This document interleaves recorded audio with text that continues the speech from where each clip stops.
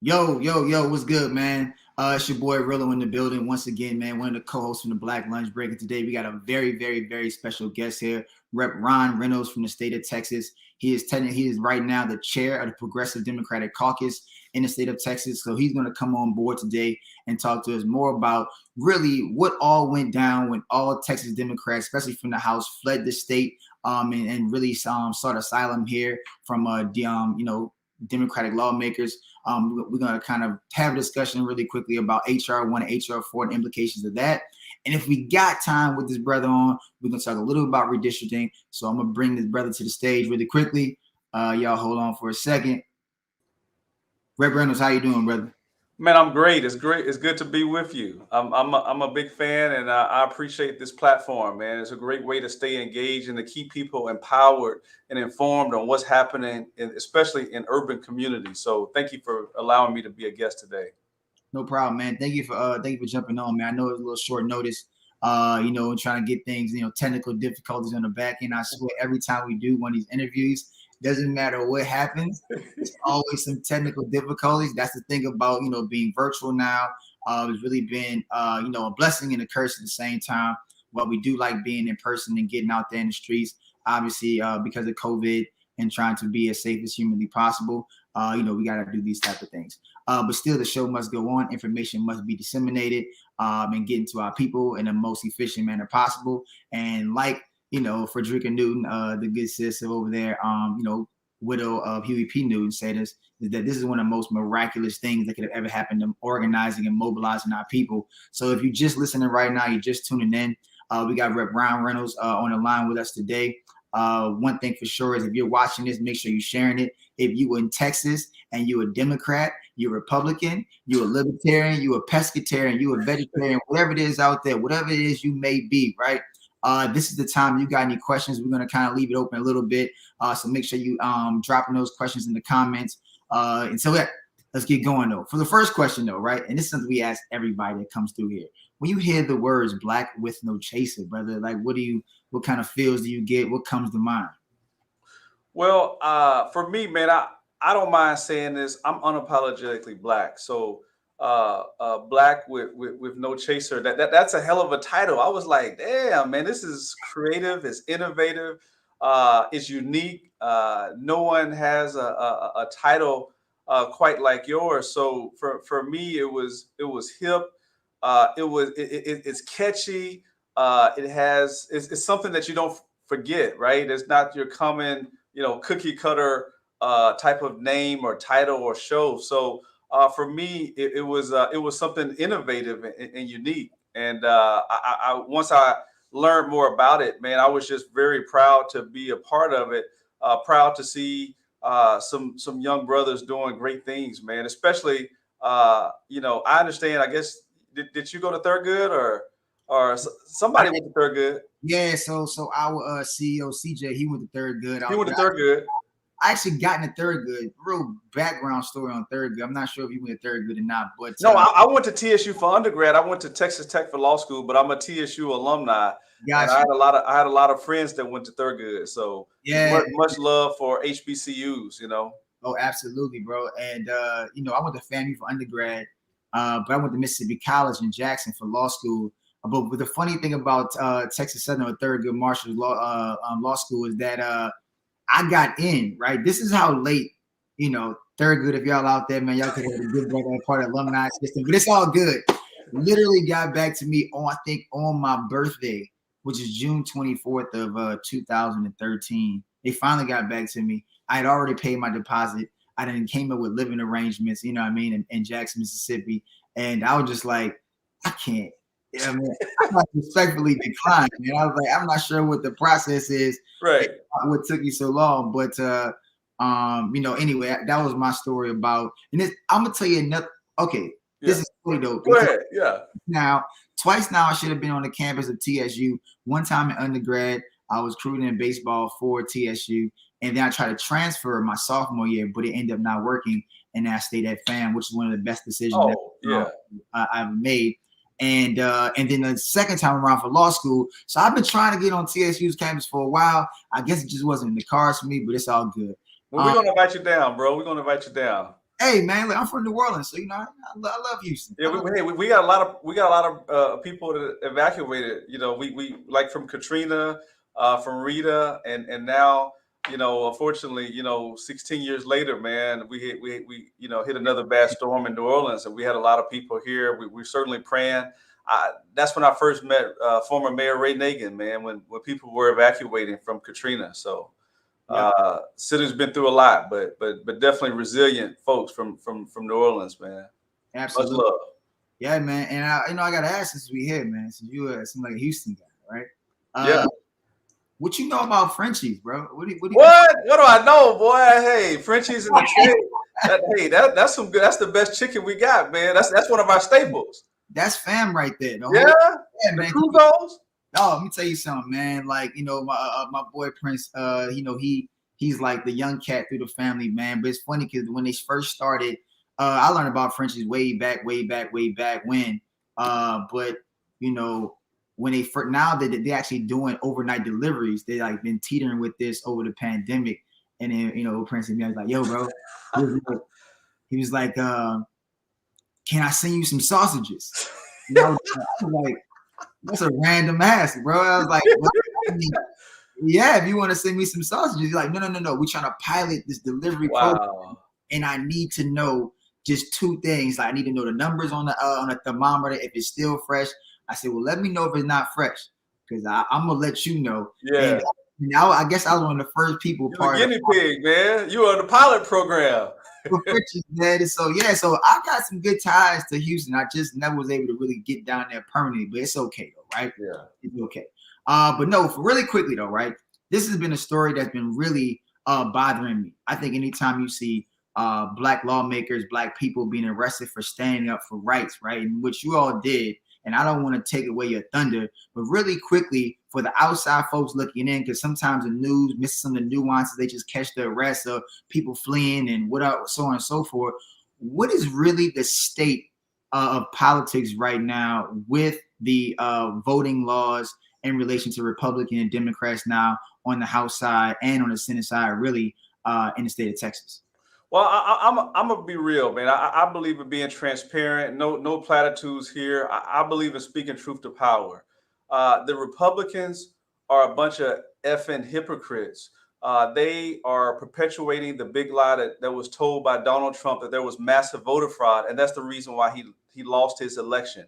That has been categorically proven false by his own attorney general. His attorney.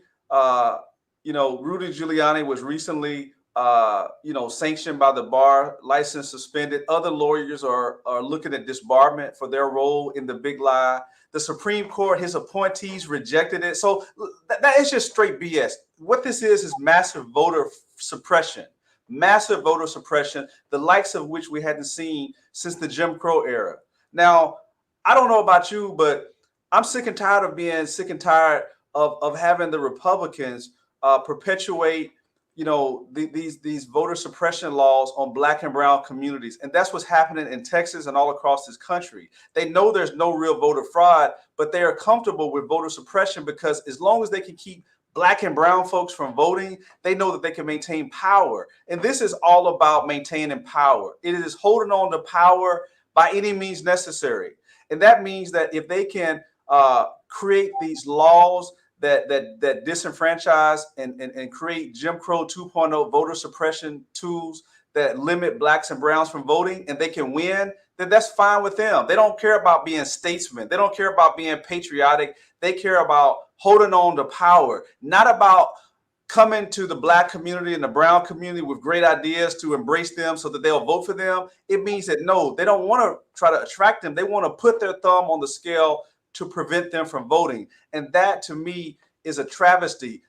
John Lewis and other freedom fighters who marched and who bled and who fought so diligently to eradicate those systemic racism and Jim Crow laws, they're rolling over in their graves. And for us Texas Democrats, we took a stand and said, not on our watch will we allow this to happen without fighting. And so that's the reason why we broke quorum, to stop the Republicans from being able to push these voter suppression tools bills down our throat. And we went to DC so that we could appeal to Congress to pass the federal legislation so that it could trump, no pun intended, the state law that was being implemented in our state. So that's what happened.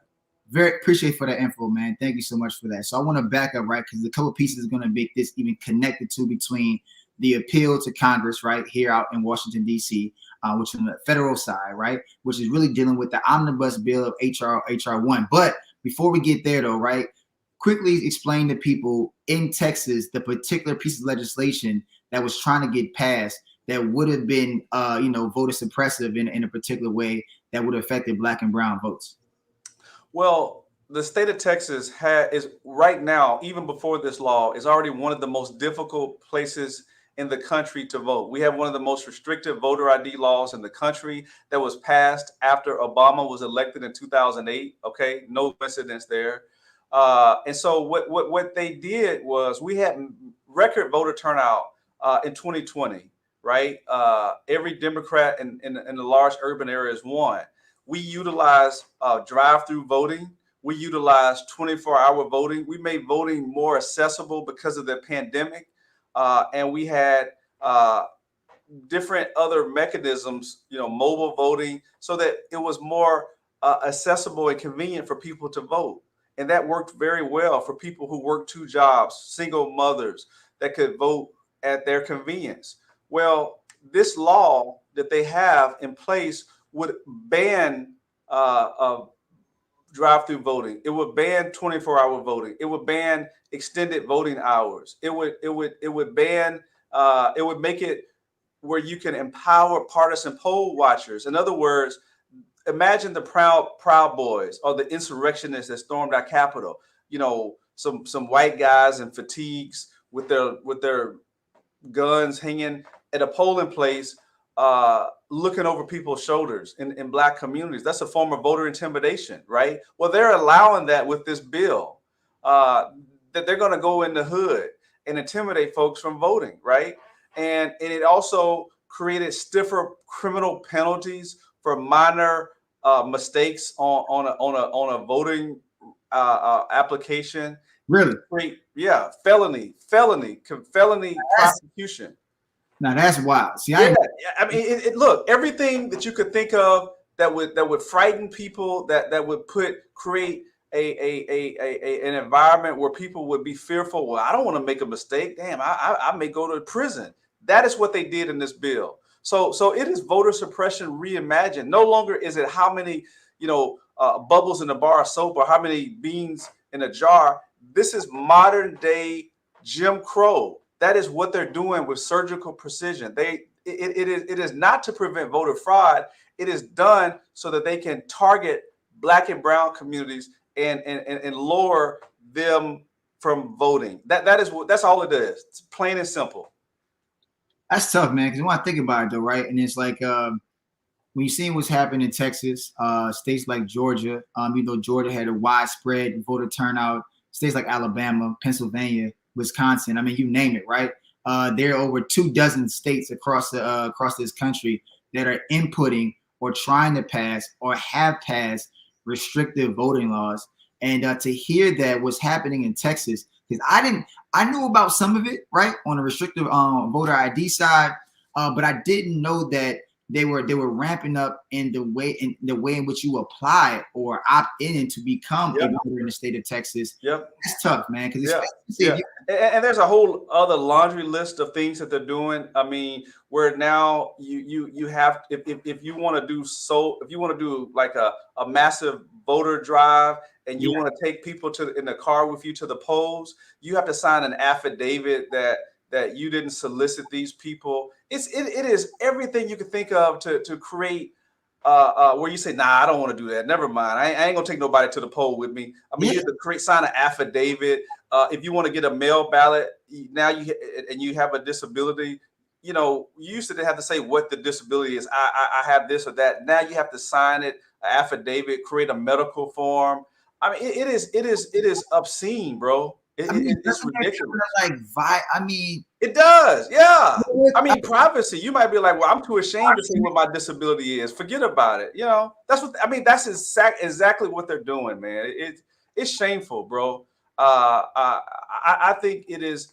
The Republican Party is the party of Trump, man. The party of lies. The party of voter suppression. I and mean, how do you think? And I know that this wasn't really part, but how do you think before we get to HR1 and HR4, yeah. y'all? Like, how do you think now that this being the case, COVID, with the misinformation or disinformation, with relation to COVID, the ability to get out and organize in a real way, like boots on the ground. How do you think that's going to affect the midterms, especially if now that we've seen HR1 in the House, right, on the federal side have been passed? How is that going to hurt, especially if you can't get it passed by the Senate by the time the midterms roll around? How is that going to hurt Democrats, especially in a state like Texas? I'll be quite frank with you, and I'm no Debbie Downer. I'm an optimist, but I'm a realist at the same time. If the federal legislation is not passed, the Democrats are going to lose the House. Democrats are going to lose the Senate. We're going to have massive potential losses in Texas.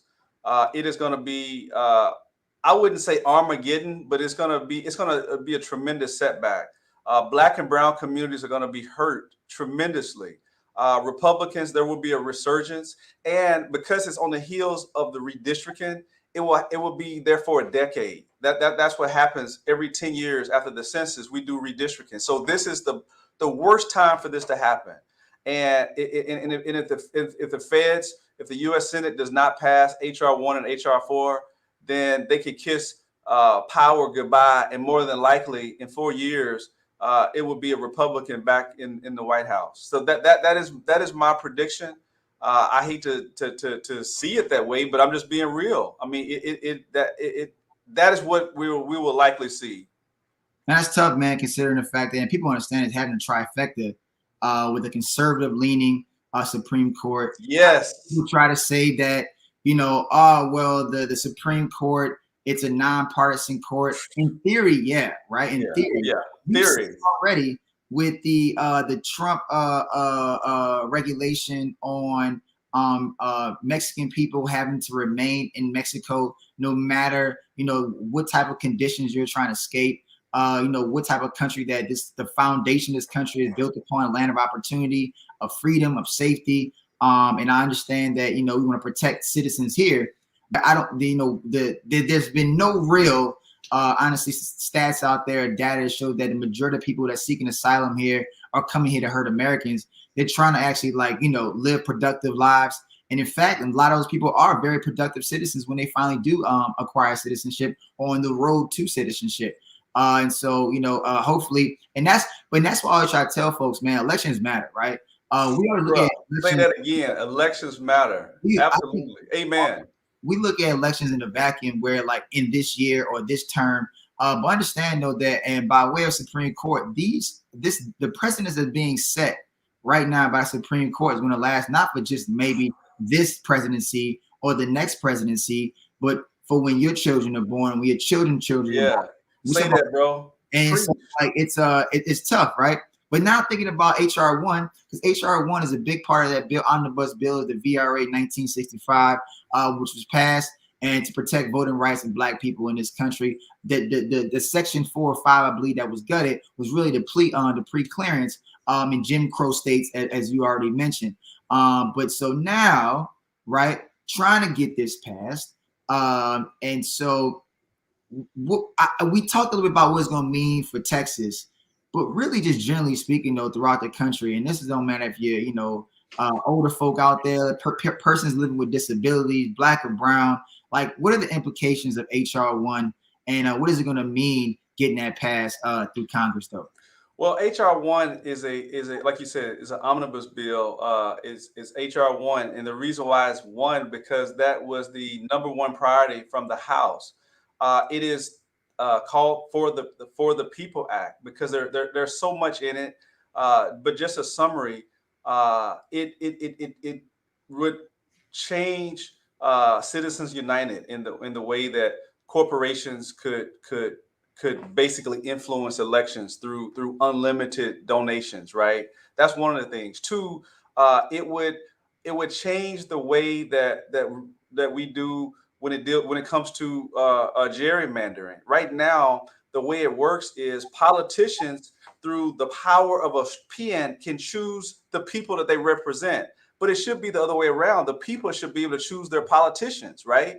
Absolutely. So the way it works now through gerrymandering, even though we, like, for example, in Texas, the latest census shows that we're a majority minority state, but yet it's still the way that they draw these districts is to pack Black and brown communities and to dilute their voting strength so that they don't be able to represent numbers that reflect their percentage of the population. That is because they can, through creative gerrymandering, choose districts that disenfranchise Black and brown communities so that white folks that are in the minority stay in power. Well, HR 1 would change that. It would create redistricting panels that would change the way that that politicians choose who they represent. That's a big thing.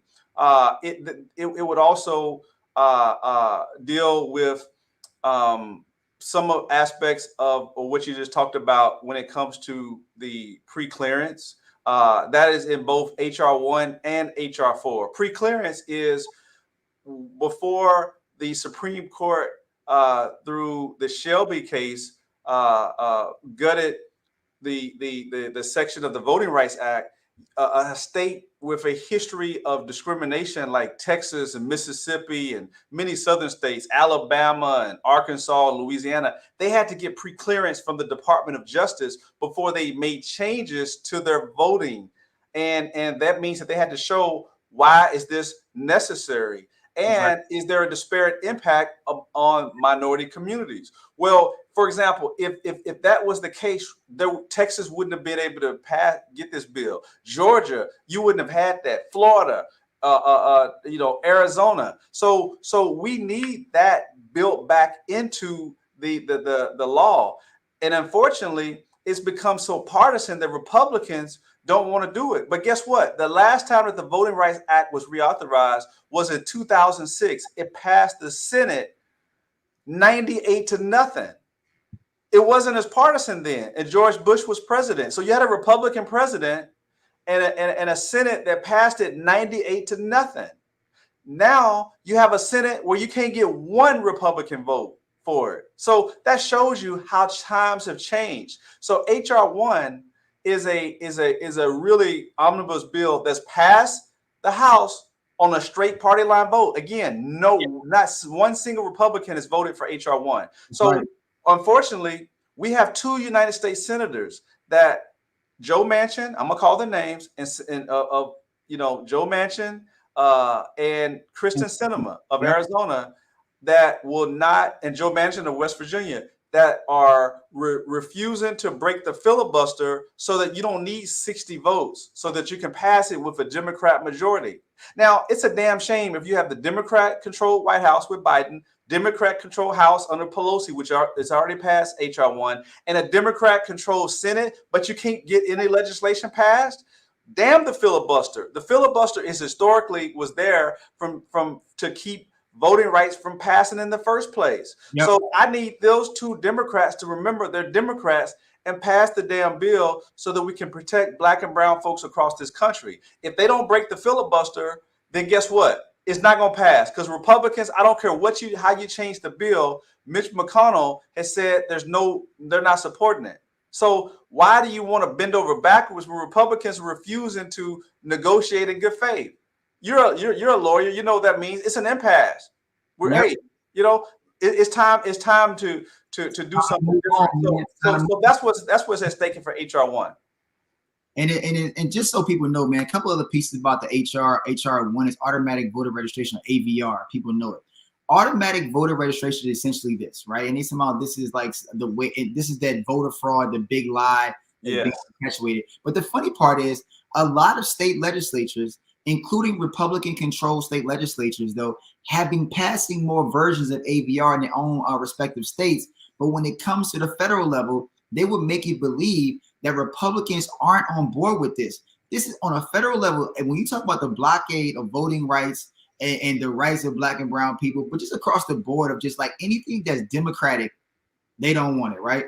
But That's right. Essentially, y'all, to explain this and really break it down to you is basically anytime you interface with the government, whether it be on a local, state, or federal level, you are automatically registered to vote. You're opted in by way of being a United States citizen, right?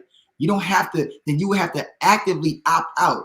Right now, the way our voting process works or being registered to vote, I have to physically go in or do some type of like, not depending on the jurisdiction, I have to then go in and no matter what the circumstance is, if I'm a person living with disabilities, I'm living in an economically insecure situation or whatever the case may be, I still have to find a way to get in the car or grab a ride or walk there or bike there or by any means necessary to get there. And that goes back to what you were saying, Rep. Reynolds, is that like, we're trying to make voting easier in this country. We're trying and so the thing is, Republicans, so people know this, right, are making it harder. Yeah. But also to vote. Yeah. And another great thing about HR 1, it makes voting election day a federal holiday, so that people don't have the impediment of, well, hey, I couldn't get off of work. Well, no, it's a federal holiday. You can go vote on election day. So it is another way to make it, again, more accessible. Republicans are doing everything they can to make it more difficult. That is the bedrock of our democracy, is voting. That is what America is known for. We're not a dictatorship, autocracy. We are a Democrat Republican where we put the power in the people. But the Republicans want to curtail that power to make it more difficult to vote. They want to create more restrictive voter ID laws. They don't want to create avenues for online voter registration, same-day registration, automatic registration, where you have to opt out, like you just articulated, make an election a national holiday. So those are all tools to make it more where you want people to have every available opportunity to vote. That is what we're trying to do in HR 1 for the People Act. And so, look, I got a question. I got to ask this, right? We talked about redistricting, so now I just feel like we got to touch on it. Yeah. It's like, so in Texas, though, right? So correct me if I'm wrong, right? You all were given what, one or two more? Two more congressional seats, right? 2 more congressional seats. Now, with the redistricting of those 2 congressional seats, and it's like on the heels of this redistricting of Texas and really the entire country, is it possible that within these 2 congressional seats that they, even through redistricting, right, with the Republican or GOP led state legislatures are going to be coming up with these lines, right? Will it end up being a Democrat, or will one be Democrat, or will they find a way to artfully carve out that district, dilute the Black and brown vote once again, and then we end up with the same situation with Texas being, which is just a red state, right? Bruh. With that last part, I hate to say it, but again, I'm not gonna give you no platitudes. I'm gonna keep it 100 with you. It is more likely than not, and I love to be proven wrong, but if I had to bet the house on it, I would bet the house on it. The Republicans are going to racially gerrymander those 2 seats so that it is Republican, even though the overwhelming growth, and the reason why we're getting those 2 seats is because of the growth in the Black, brown, and Asian communities. Those seats will be highly likely, Anglo white men. Okay, that is what you're going to see, Republican, and that they're gonna draw weird lines to disenfranchise and dilute those Black and brown communities so that they're not able to elect a candidate of their choice. That is what we're going to see likely when we start the redistricting, and probably another week or so in the legislature. So it is the only thing that can save us is if the courts, because there's going to be lawsuits by the NAACP and LULAC and MALDEF, and we're going to be at the mercy of the courts to say that it was that they did more than they should, and that's a high threshold. I don't know with the Republican-controlled Supreme Court. Like you said, they're supposed to be nonpartisan, but they're not impartial. They're certainly not fair. They're very partisan and beholden to the party that put them there. And that justice should be blind. It should be impartial. But we know how a lot of times it's divided in 4-3 decisions based on party affiliation. So yeah. That's real. Yep. And you get somebody, you allow a judge to give them a crease to whatever it is to hang their hat on, and they can lean whatever in whatever partisan way they can do, they're gonna do it. They're gonna do it. Yeah. And it's like that's just and so when it comes to state, just so people are clear out there, why this keeps happening from a the state legislative standpoint is that by way of Constitution, right? States have the states' rights to line their states in a way based upon the federal census. That's right. That's absolutely right. The reason why the Supreme Court has not yet stepped in and refuses to actually opine his position on this, or just so people break it down really quick. The reason why the Supreme Court has not said anything about this and they put it back into the hands of state legislatures because they know whether it's a packed court or not, conservative leaning or progressive leaning, they know that they want to put that back into the hands of state legislatures, but really make Congress act. That is why HR 1 is so important. This is absolutely on a conversation, full circle. That's right, bro. 100%. Amen. Absolutely. You're unequivocally right. And that's why it's so important that we pay attention to elections, because those Supreme Court positions, even though they're unelected, they're appointed and confirmed by the Senate. That is a lifetime appointment. And like you said, their decisions are generations. Our kids will be impacted by the decisions of the Supreme Court today. So don't just think it's just today and it'll be okay the next election. No. When the Republicans refuse to allow Obama to get his Supreme Court appointee in Merrick Garland and from the filibuster, and Obama wasn't able to get that, and then you had a Supreme Court Justice Ginsburg that died, and Trump got a chance to appoint his appointee and another appointee. They stacked the court, bro. They stacked the court. I just want to say that I worked on that Merrick Garland campaign, and let me tell you this: when Scalise passed away, I believe in late January, February 2016, right? Right. That was literally almost a year out from election day, right? It was like 10 months out from election day. When, rest in peace, RBG, man, for all the work she did. Right. Women's rights, reproductive rights, you name it. Yeah, absolutely. Prolific Supreme Court justice on there for humanity, right? Right. When she passed away, there was literally months. I mean, not months, there was a few months left until election day. The whole impetus, the reason why they filibustered, did not even vote on Merrick Garland, even though he was unanimously appointed to the twice. That's right. To the DC circuit, as well as a federal judge on that level. And still, when he got to it, they said that, well, no, this is about putting in the hands of the voters. And when Democrats stood up and said, hey, look, we're going to respect the precedent that you all wanted to stand for. Just go ahead and make sure that happens again this time around.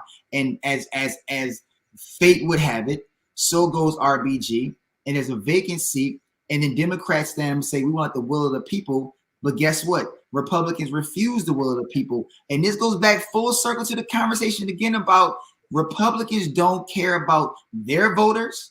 They don't care about Democratic voters. They don't care about the American public, generally speaking, as it pertains to policy. What they care about is staying in power and by necessary. That's it. I mean, I hate to say it, but that's the real truth. Maya Angelou put it this way: when people show you who they are, believe them the first time. They've been showing us this, and I don't know why Democrats don't fight. And okay, that's the rule we're gonna do. Okay, well that's fine. Just make sure when it's your term, you do the same thing. And then they say, well, damn, when we gonna stuff it down your throat. Hell yeah, we finna appoint our nominee, and we gonna do it right now. And what about the stuff you said about Merrick Garland? Well, we just did that to y'all. Y'all the ones that fell for it. I mean, that is the hypocrisy. And that's why I'm so pissed right now that Joe Manchin and Kristen Sinema are playing the Republican game. The Republicans are laughing at them because they said when we get back in power, guess what? We're going to break the filibuster and we're going to ram down everything we want down your freaking throats. That is what the Republicans do. And you know what's funny? I'm going to say this because I know we're going to run up on time about, Sinema and Manchin, is that, and this goes back to even people just generally being in power. If it was about the people you represent, the people within your state, the people within your country, diplomats across the globe. If it was about us, then making the right decision now, regardless of where you may be sitting in 3 years or 2 years or a year from now, it wouldn't be contingent upon that. What it would be contingent upon is making sure you're making the lives of voters or Americans better right now, like in the present day, whatever that means, by any means necessary. But that's not the state of politics we're in right now. It's about, keeping your $180,000 paycheck out here. There you go. It's about, supporting your friends. It's about nepotism. And that's why people are cynical about American politics right now. And you want to know why? A full circle again about this COVID conversation, that people don't want to trust the government when the government is saying, hey, this is fine, it's scientifically proven. And then all of a sudden people are like, you know what, I'd rather just wait because y'all done wronged me this time. I'm not gonna come back. Like the old saying goes, fool me once, shame on me. Fool me once, shame on you. Fool me twice, shame on me. I just think that people are just like, I'd rather just take it in my own hands. And we got to find a way to put trust back into the American people. And I think this starts with HR 1 and HR 4 and allowing access to ballot, one of the most fundamental rights in this country, and we still can't have it. That's right, bro. I mean, hey, artfully said, man. I mean, I appreciate the way that you summarized that, because that is real. And that's why it's so important that people stay woke, that people vote, not just in presidential elections, but in midterms, because that's when we fall asleep at the wheel. In 2008, just real quick, we had a record turnout and we got Obama. Guess what happened in 2010? We got our ass kicked. As Obama said, he took a shellacking and Republicans took over power, right? Mm-hmm. And that's where you start seeing it go downhill. So we're on the cuffs of the midterms after another record turnout in 2020. I hope people don't repeat the same fate that they did in 2010 and 2022. So vote the midterms, vote up and down the ballot, vote for in your local race. All politics is local. You have to stay engaged and understand who represents you. Your vote is your voice, and don't let anybody have a voice without you having a say in it. So that's what I will hope that people realize, is that the power of the vote. Young people, millennials, they stayed home. That's how we got Trump. That Hillary, but then we got Trump. So if you don't stay engaged, if you don't exercise your precious blood-bought fundamental right to vote, then shame on you. Don't complain. Hey, man, well, look, I appreciate your time, brother. Look, you always invited up here on this platform, man. If anything, you got something to say, if there's any update in the Texas State Legislature, you want to kind of come on and just share, whether it's 5-10 minutes of your time, we truly appreciate it, man. I'd love to, bro. Thank you, man. Appreciate you sharing your platform with me, and keep up the great work, and look forward to connecting with you again. Absolutely, man. Thank you so much. All right. Thanks. Hey, y'all, man, that was Rep Reynolds right there, man. Texas Democrat from the great state of Texas. If you're just joining in, make sure you're sharing this, tune in, drop some comments, because what we're talking about today is the importance of our democracy. HR 1 and HR 4 have to get passed. HR 1 has been already passed by the House. It's been sent over to the Senate. When everybody comes back in recess, I believe on September 13th, it'll be one of the main topics of discussion. Many Democratic lawmakers throughout the country, including those on the Hill, aren't really as confident, but it's our job to call on our senators, no matter where you're at, especially in states like Texas and Alabama and Louisiana and Florida that are GOP controlled. We got to make sure that we're showing up and letting them know that if you don't protect our right to vote, we're going to make sure we find you a way out and put somebody there that actually does care about our right to vote, our fundamental right in this country. And so, look, y'all, it's been really, really dope for y'all tuning in today. Again, share this across all your platforms. Really appreciate, once again, Rep Reynolds for coming through and sharing a bit of his time and about what's happening in the state of Texas, the nexus of connection between HR 1 and HR 4, and the problematic issue of redistricting, not just in Texas, but all throughout this country, man. So y'all stay tuned, stay locked. It's your boy Cirilo here from the Black Lunch Break, and we out.